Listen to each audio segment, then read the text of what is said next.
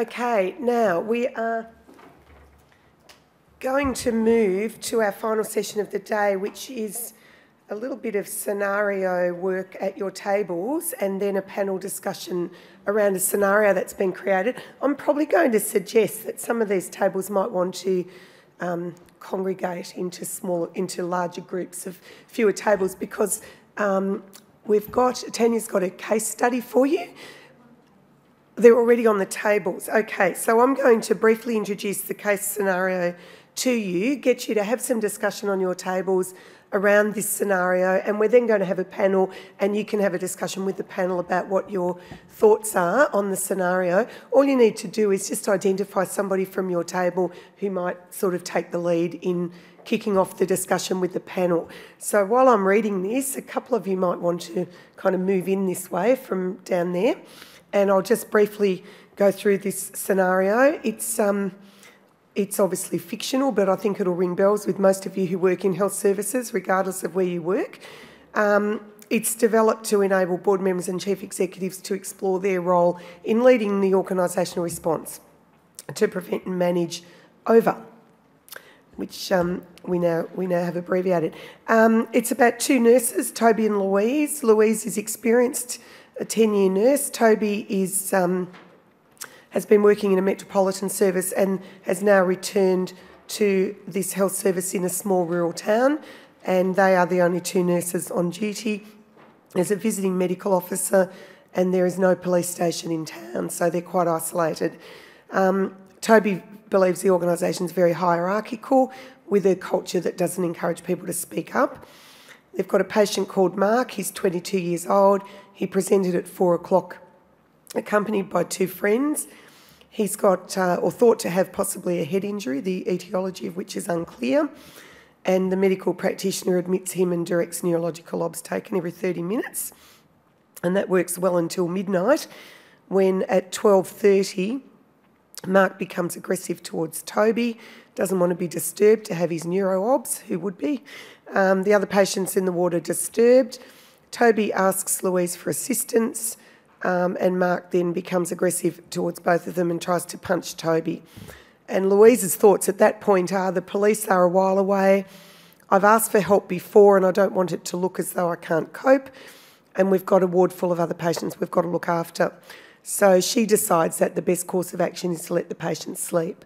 So we just would like you to have a chat about that scenario, consolidate your thoughts at your table about what's happening here, and what issues it raises, and then we're going to have a small panel discussion about that scenario. So consolidate your tables. For the panel, I think perhaps you can organise yourselves up here at your leisure. We'll give you just, say, 5 to 8 minutes to talk about this, and then we'll have a discussion about it. Is everyone clear on that? Good.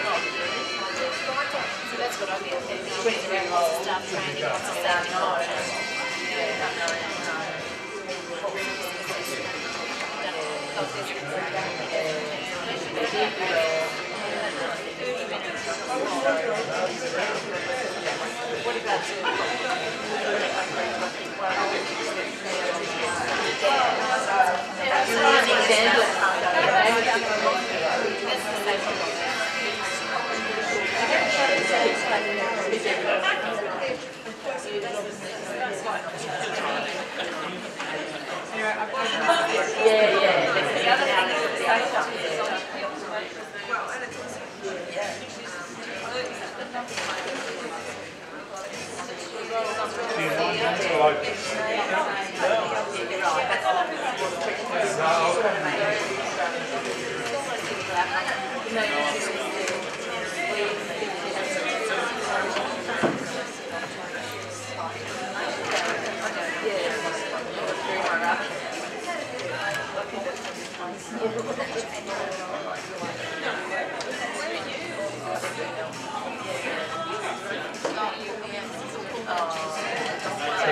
not going to work in a small room.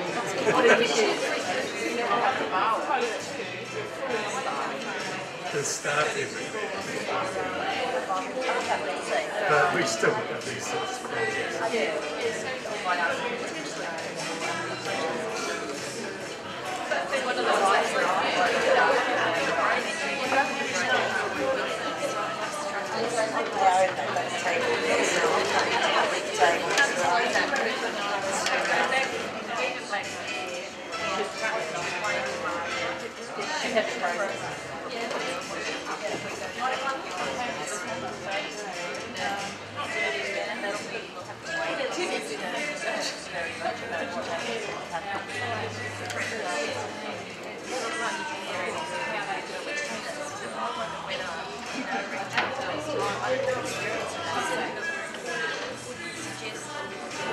They know who you were.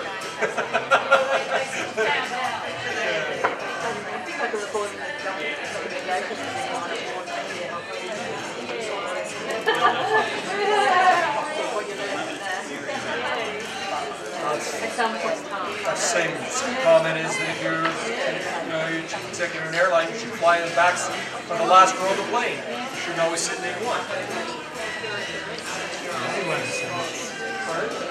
Yeah, but that's okay. Most chief executives are clients have never got past A1. There's a whole part of the plane back there that they've never seen. Don't go to the lounge. Go sit in the control things. Like part of many chief executives.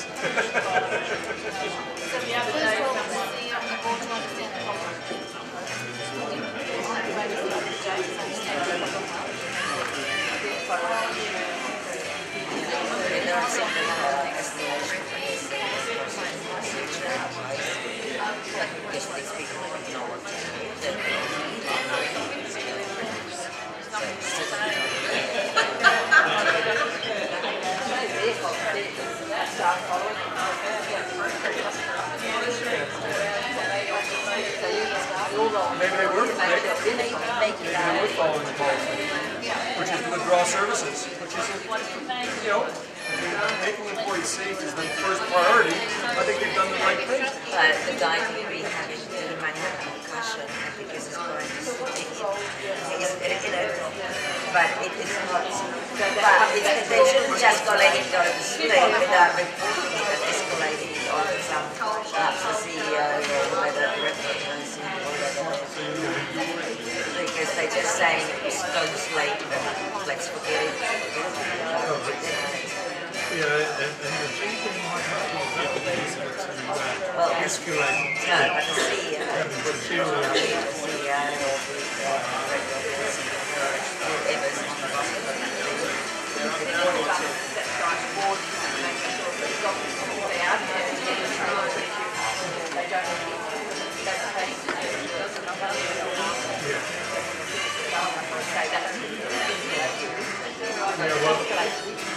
It's about protocol and medical coverage outside of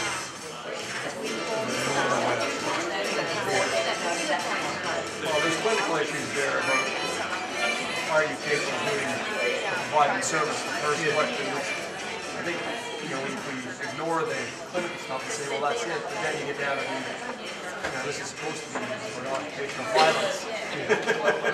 But I think a lot of it comes down to what is the governance around how those sorts of decisions are made when there's no medical person inside, so it's left to nursing staff.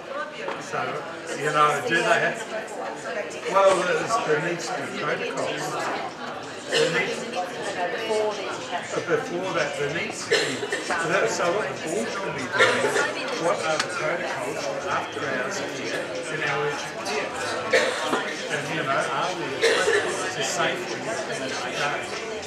provide that care? And I think there are the sorts of things that boards need to be considering. So they can't get into the operational side, but they can say how do we deliver clinical care outside of ours, and what are the parameters, you know, what arrangements do they have with other hospitals. Can I just invite the panel to come forward, and you can keep chatting for just another minute or two, and then we'll pull you forward with, together with the panel. Thanks.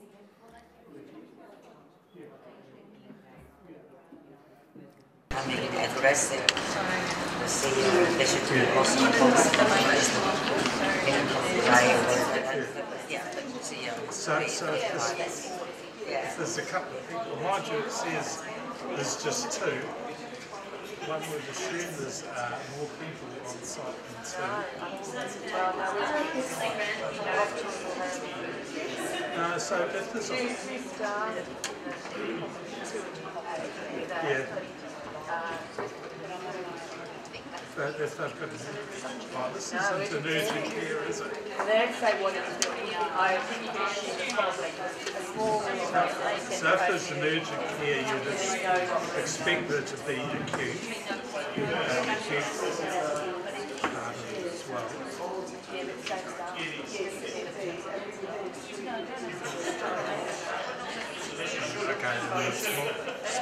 Okay, let's come back together, ladies and gentlemen, and we'll have a bit of a discussion around that case scenario that you were given.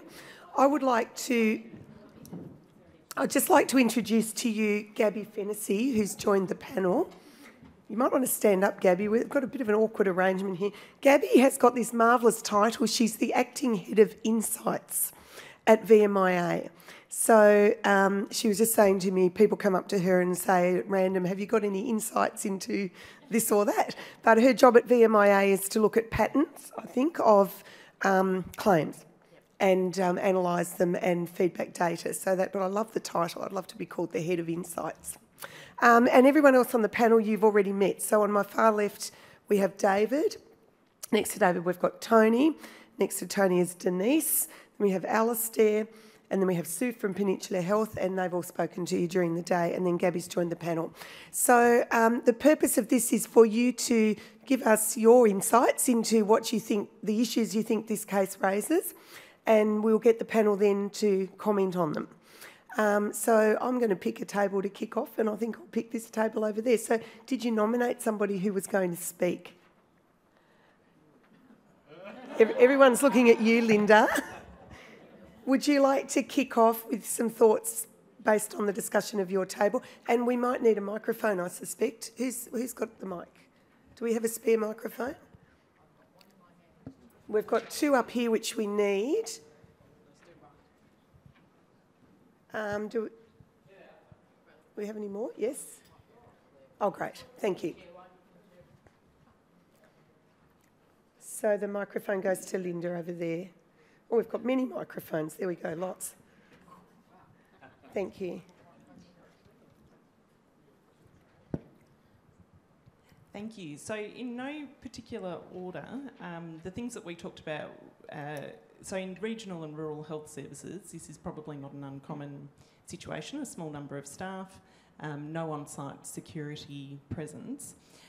We did note that there were earlier opportunities to perhaps foresee some problems with a patient with a head injury, noted at 4 o'clock. And I mean, obviously we've got limited information here, but in order for OBS every 30 minutes, there's no end time to that, or what's to happen to the patient if any of those OBS fall outside normal limits. We also talked about, so the patient has probably had 30-minute OBS for about 8 hours by that stage, at which time I think most of us would probably become a bit aggressive if we were still being woken up every 30 minutes after 8 hours. So it doesn't seem like a fantastic plan of care. for the VMO who's then gone home. We also talked about whether there was capacity to call in other local staff or if there was an executive on call to assist with backup. We also talked about whether the facility was actually an appropriate place for that patient in the first place. A head injury in a small regional hospital probably isn't an appropriate spot for them. Okay, now I'm going to call a hold there because you guys have been very productive, and I want to leave some things for others.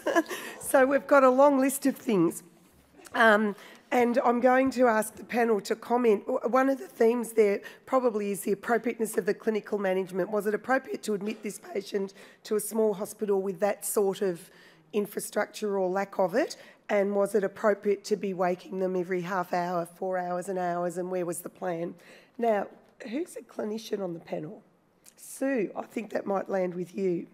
Do you have a microphone? Can you tell us what you think about that? Well, we were fortunate because Eastern Health actually has a hospital that has 2 staff in it overnight. So we had quite a long discussion about it, and the view was that a hospital of that size probably doesn't have the capability for that sort of patient. They shouldn't have been there in the first place. So clearly there was a problem with the assessment and the triaging of that particular patient.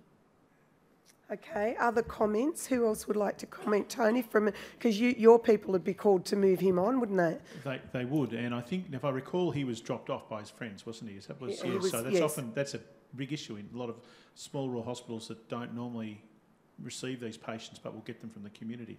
So I tend to agree. I think these are the sort of ones that those health services should very quickly identify a plan to move them on, have a conversation about that, and very upfront about what their capability is, in the sense of, we have staffing and other things, so that it doesn't find its way down the list of priorities within other cases with ambulance at the time. So does this mean that at a small rural hospital you should never accept anyone with a head injury? Is that the...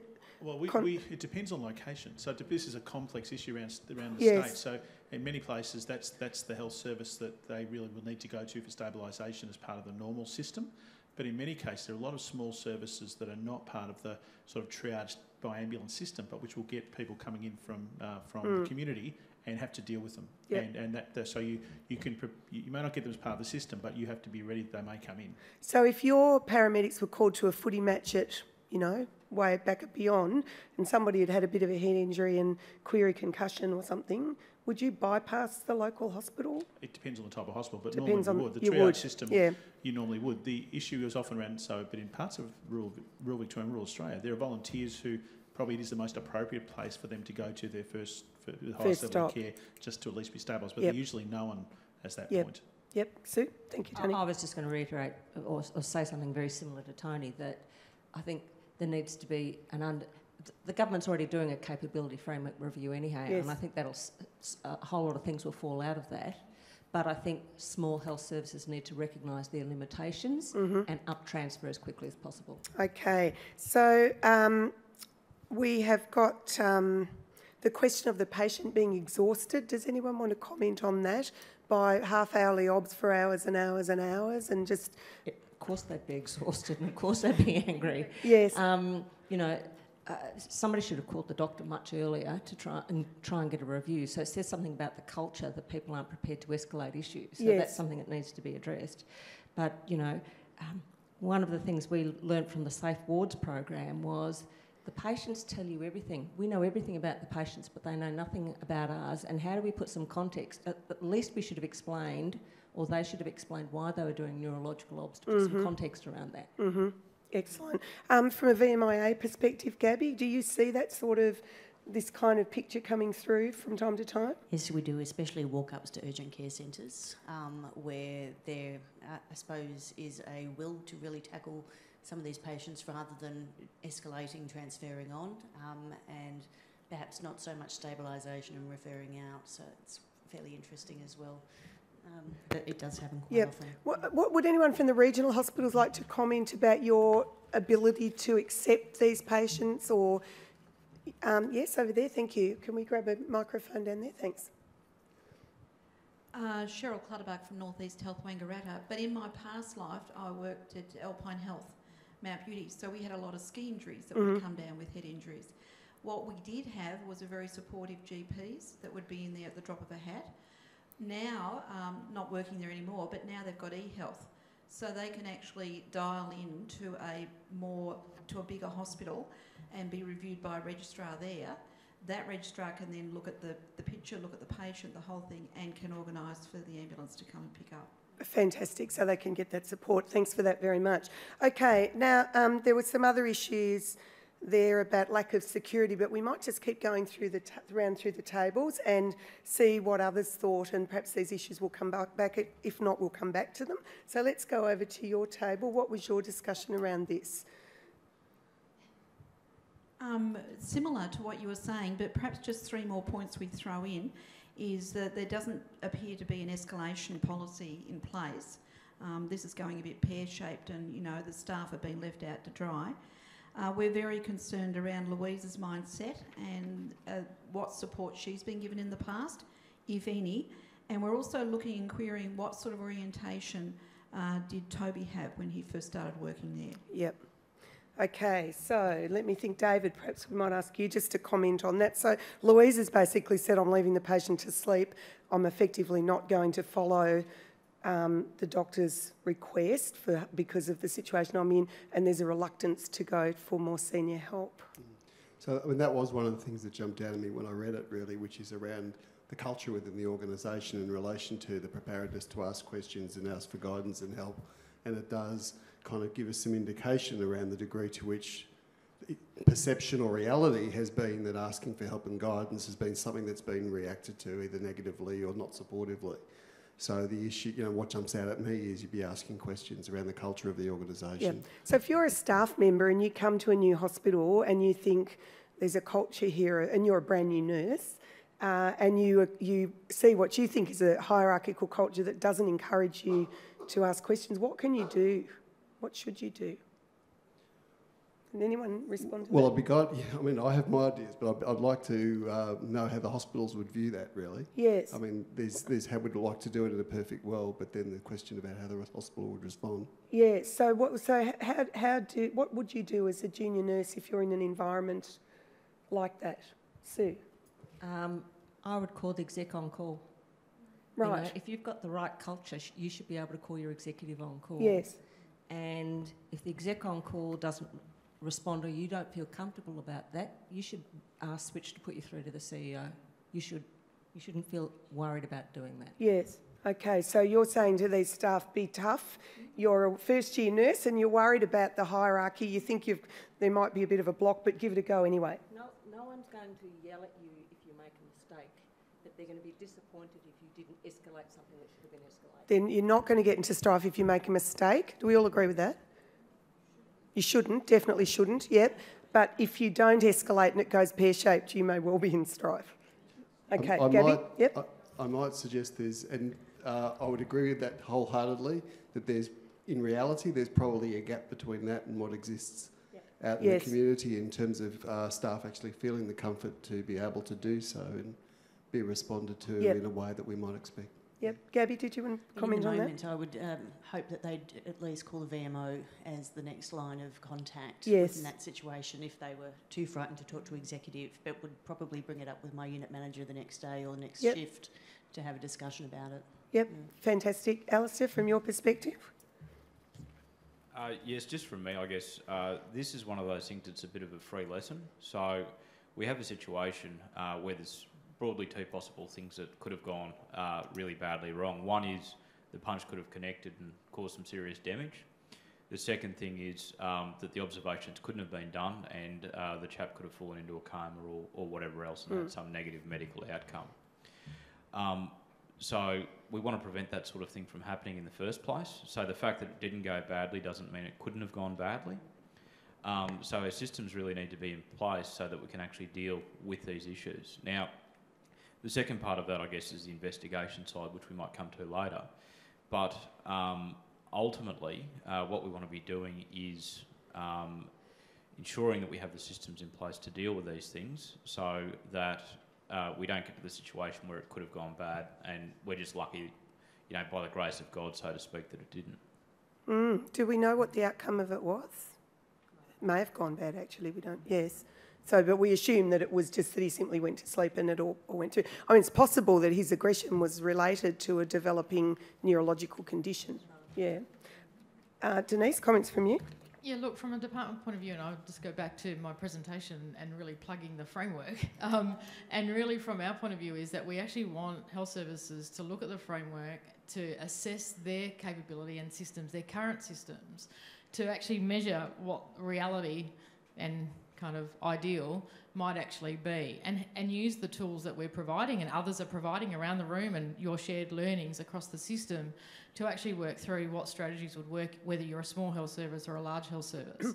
But using that framework, we think, will help you understand where there might be some gaps and where you might be able to actually put in place some systems early to try and think about, you know, how do you actually promote the idea that you can call exec on call, you know, you can actually call it out when you're concerned, and how do you start to build that culture? So from us, you know, it is very much around, as a department, what we can do to support you to do that, but locally we need boards and management to really take on board a very visible approach to actually saying it's not acceptable here, we are taking it serious, we are doing something about it. And, you know, and for junior people coming in, you can raise the concerns. Denise, the approach that Karen talked about earlier was sort of different in New South Wales. I suspect it was much more centralised, much more directive and more perhaps compliance-based. And I just wonder if you've got any comments about that. Is there anything that our department is likely to be moving sort of more towards assurance and accountability at that level? Oh, look, absolutely. I mean, you know, I think the reality of devolved governance in Victoria is the reality that we live in, but certainly the expectation of government around kind of compliance and assurance is becoming much more sort of focused, and our expectation will be absolutely around performance management going forward, that this is an issue that we will be kind of in the spotlight and looking at and raising as we go through the kind of processes around kind of how organisations are performing, not just on your financial, you know, kind of compliance, if you like, and your performance, but also on the issues of culture more broadly. Thank you. Now let's come over here. Yes.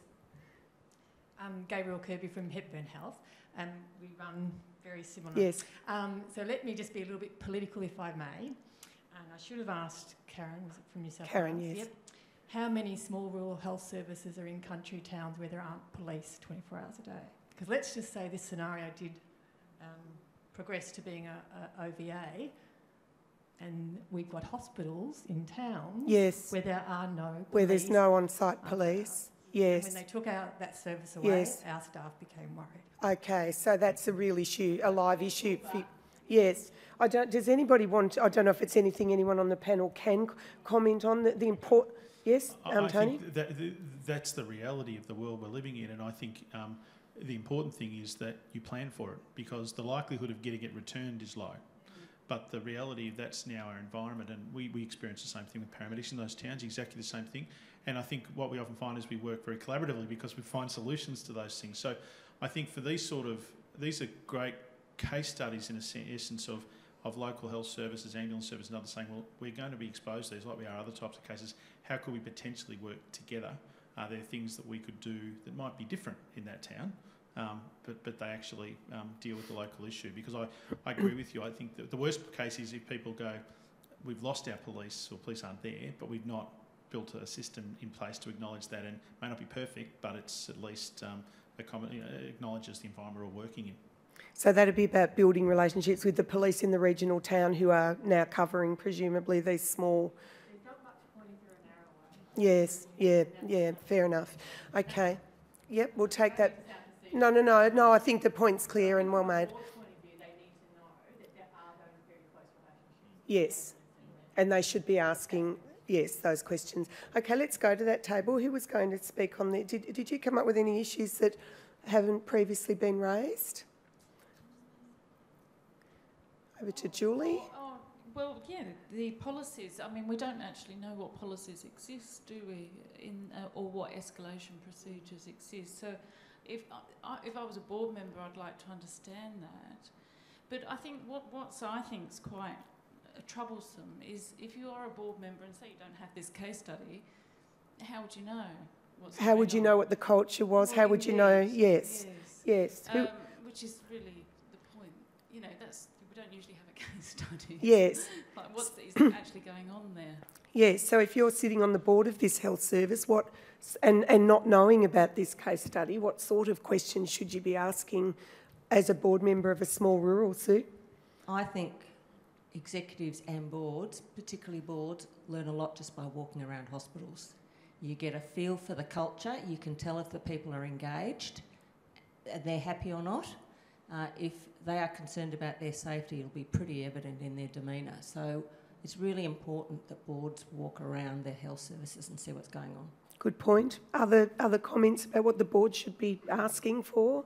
Yeah, a couple. From a systemic perspective, I think you need to have something in place. Now, for argument's sake, if you call that a due diligence framework, something which actually drives the board to exercise due diligence. Now, that's not going to help with the things that aren't reported or the things that are underreported. So it goes hand in hand with what we're talking about earlier with safety culture and systems and everything else. But you need to place an onus on the boards, and the boards need to place an onus on themselves to understand what the hazards are, to understand what the risks are. Not every detail about it, but understand broadly what there is within that work environment, and to understand how they're controlled, to have incidents raised with the board and escalated. And we heard some of the things that are happening at various health services about that today. So the boards and the board members need to have, and indeed they're obliged to have under the legislation, an inquiring mind about these things and to take proactive steps to understand them.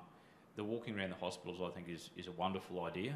One of the things I always tell people to do is some form of safety observation where they're on the ground, and this is, I've said this to boards of, you know, some of Australia's biggest companies, that they need to do exactly the same thing.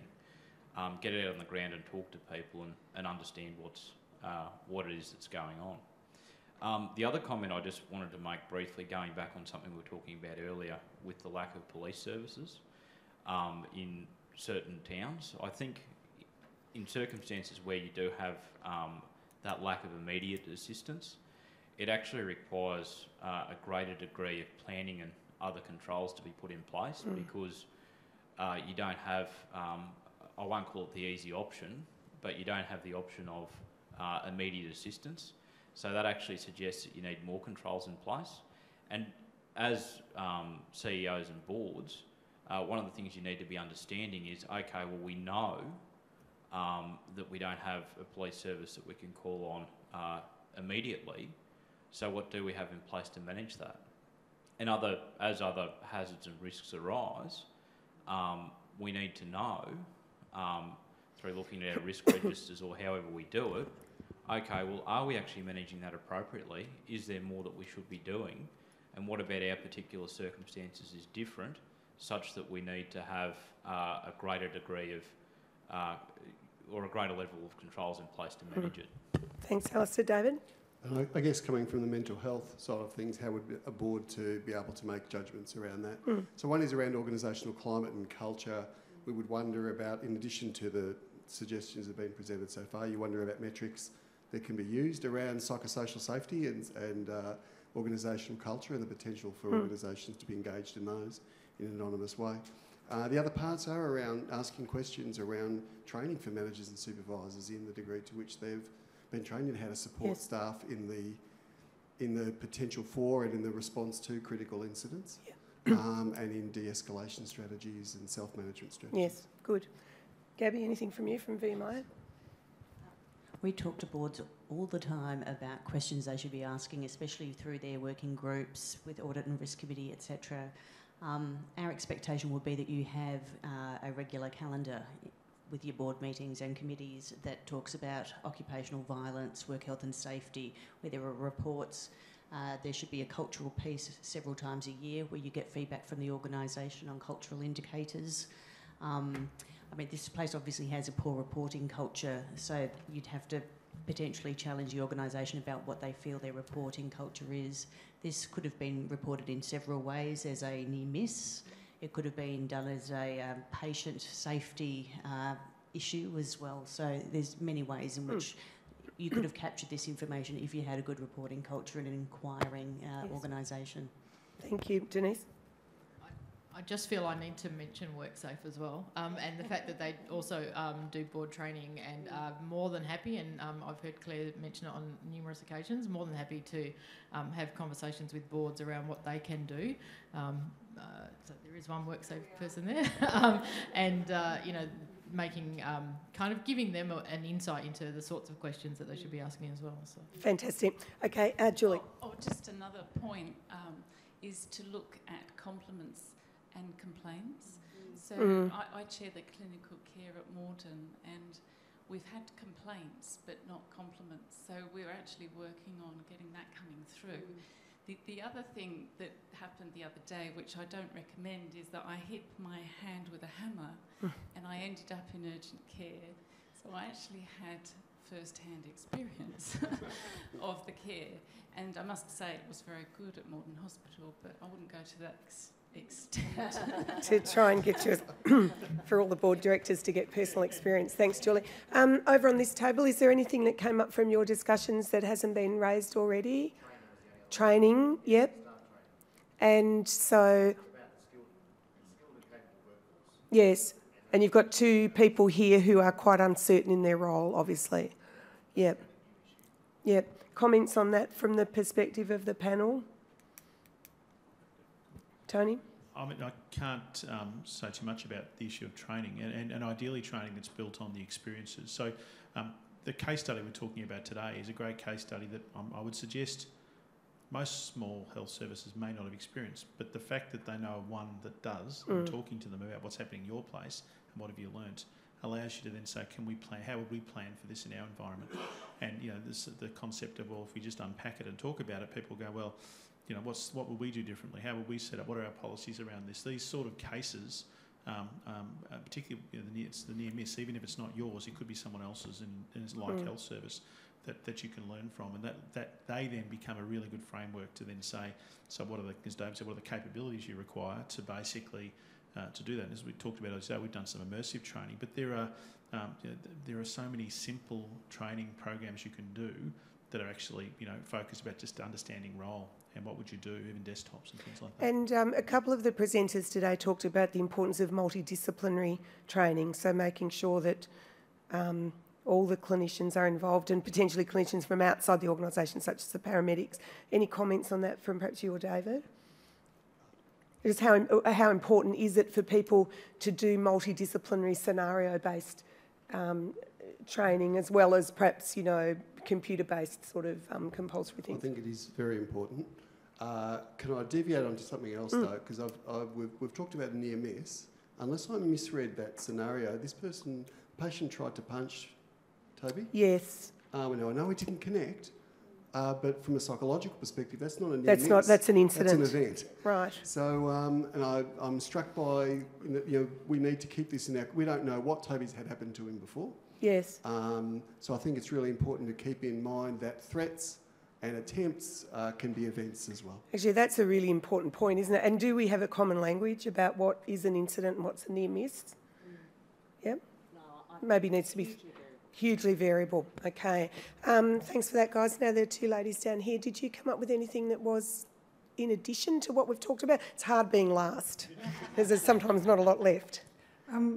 I guess just one observation would be the frame of reference that that the long-standing nurse brings to it, and she's probably a permanent night duty staff member who doesn't see the board, doesn't see the CEO, doesn't get invited to education, and so we actually have this workforce that have a lot of responsibility that are often missed. That's a very good point, and maybe we'll just go along the panel and ask for comments in response to that, or any other comments that you'd like to make about the scenario, perhaps again starting with you, David. Yeah, I think that's a really important point, where there's often a range of staff who aren't necessarily participating in the kinds of workforce development programs that we might think about, and being able to be crystal clear in our minds about the breadth of what our workforce is.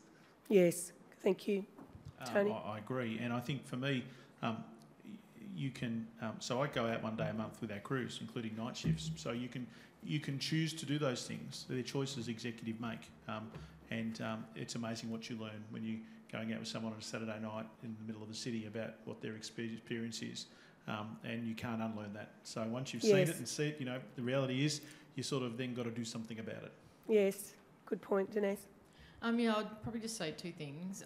One about the training and the fact that we think from a department point of view that nuancing in training is really important. So a few people have spoken about it today, about the need to actually ensure that what we're training is actually conducive to the environment in which those people are working in. So, you know, a 4-day training program, you know, designed at mental health is not necessarily going to be, you know, suitable for ED. So how do you actually accommodate individual training needs? We think prior recognition also helps in terms of making sure that we're not requiring, and particularly in the Victorian system where we've got lots of health services who have quite often multiple training programs depending on where you work and how many sites you might work at, being required to actually undergo all of the training for all of the services that you work in. So our approach is really about trying to standardise and be more consistent with the sort of training principles. So I'm trying to just support that kind of theory of getting training across the board, but not making it too onerous to kind of health services and staff. The other thing about the multidisciplinary thing I just wanted to sort of circle back on was around the fact that it's not just clinicians. So the idea of actually making sure that our health professional staff and our security staff are actually in training together around how they actually respond to these sorts of situations is important, because again, it helps understand role and responsibility. So, you know, often it is just clinical teams getting together and thinking about how would we respond, but actually involving the security personnel in that is also important. Thank you. Just brief final comments from the last 3 panel members. Just on the night shift point, it's a really good point. One observation just from another industry, talking about the mining industry and particularly underground mining. One of the things that clients of mine found over time was because the general manager wasn't there at night, the manager wasn't there at night, the superintendents weren't there at night, so you had supervisors and crews, and they'd typically go, well, we're just going to do it our way because management's not here, so we can do that. So to fix the increased level of safety incidents we're seeing at night, and I appreciate that part of that was fatigue, the general manager used to just turn up at night time in the middle of the night every now and again to see what was going on. And all of a sudden, you saw incident rates drop and compliance with procedures lift very quickly. Thanks, Alistair. Sue? We bring on permanent night duty staff onto day duty 2 weeks a year, and we think it's really important they get all their training, they get up to date in terms of what's going on in the organisation, but the people that rotate onto night duty get some insight into some of the issues that the night duty staff have to deal with. Yep, very good. And Gabby, I final would word. say, Bobby, basic competency would be escalation of care for all shifts. Yes, good. Okay. Well, that's been a really interesting discussion, I think, hasn't it? Thank you, all of you, for your contribution to that. And please join with me in thanking the panel for theirs. Can I say from me, thank you all for your participation during the day. I've really enjoyed the day. I've learnt a lot. I'm sure that everybody here has learned a lot, and everybody who's joined by video conference hopefully has enjoyed that experience as well. So thank you all very much for being a great group, and I'm going to hand over to Denise, back you come, to just do the final wrap up. But all the best to all of you in your efforts in this really important area of workplace violence and aggression. So thanks very much.